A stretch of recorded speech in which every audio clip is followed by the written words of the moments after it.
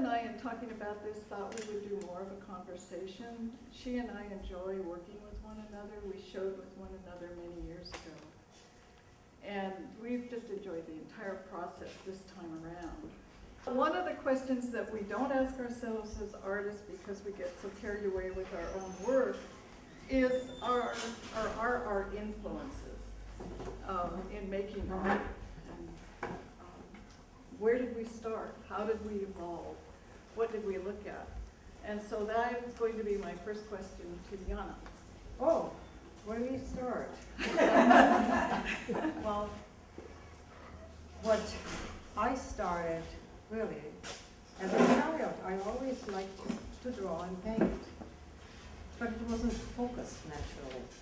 And then I had some upheavals in my life, big changes, which throws people, throws one off also. But really, the influences on my work was love of nature and respect for nature.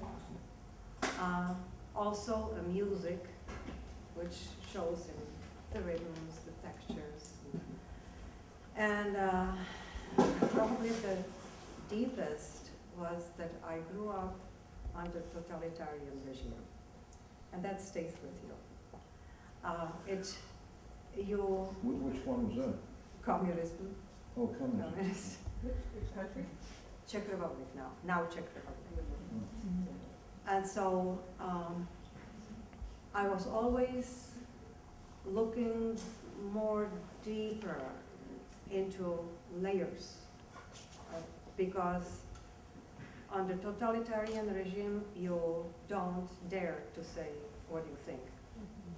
You are dealing, you're talking and around things, and people are used to read. We call it a reading between lines. People are used to understand that, and so that stayed with me. Most of my work is just looking past first plane into, and layers, and sort of understatement, although in this one it's not that much understatement anymore, because as one grows older and wiser, and the horrendous things we as people do to nature, you just lose the, and besides, I've lived here for some 40 years. Yeah. So that is also influential, We all are used to being more feisty, and that's a good thing. But still, people need to be reminded all the time. That's the first one which really drew my attention was Cézanne. I loved his watercolors, the way how he dealt with the Cézanne, Paul Cézanne, the patches of color around and then unified slowly. But of course, clay and Kandinsky, there is a certain poetism in them, and that drew me in also. But for forms, shapes, and I always liked the shapes. Reminds me of Georgia O'Keeffe, the shapes. But it was more Magritte, what do I have here? And early Mondrian, too. Early Mondrian. I was lucky because I lived in Europe, and I was able to go and visit several times. And I was lucky to see art, many artists in flesh, practically, and the original. So about 4 years ago, I saw Magritte and Mondrian in Vienna. It was wonderful. We don't know Magritte well enough here, but he has such a wonderful sense of humor and poetic. So that really got to me, you know. It's not just the surrealism. There is surrealism, but a good one, poetic one. So, you know, those are probably my biggest influences in my work. You have, Well, your style seems abstract. Would you call it abstract? no, I wouldn't call it No? abstract. Why not? It's a little more abstract than my previous one, where the machines were invading the landscape. I didn't want to repeat that. Besides, machines are not easy to create. I thought for once it was enough. And so I thought that these grids will convey the same feeling, and I don't have to spell it out. But it's still, that's the landscape, and somehow it's being invaded by something. It's not, you know, totally, but it's there. That oppressive feeling of red. Is this oil or something else? No, those are monoprints. Monoprints? Printing. Or monoprints? Monoprints.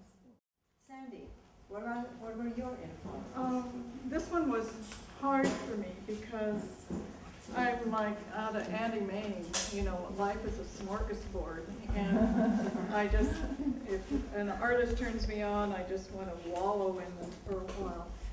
But I would say most of my work, I'm from the Northwest. I was born in Yakima, Washington, and raised in the Willamette Valley.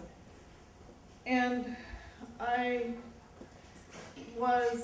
took from, I studied for years with people at Oregon State University. So I worked with Nelson Sangren.